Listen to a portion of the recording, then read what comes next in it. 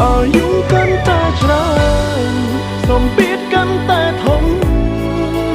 ទឹកសាំងប្រមូលផ្ដុំបង្កើតជាបញ្ហាជំងឺបាំងទឹកចិត្តតើគូជាបាលបែបណាហូរទឹកមេត្រាហត់នឿយខ្លាំងដល់ហើយអាយុកាន់តែច្រើនសំពីតក៏កាន់ទ្វេបញ្ហាចូលហោហើយតែរួចតែជួបទុំអិន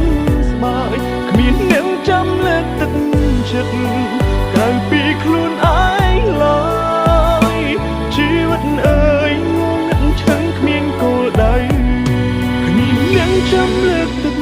ចិត្តក្រៅពីខ្លួនឯងឡើយជីវិតអើយងងឹតឈឹងគ្មានគោល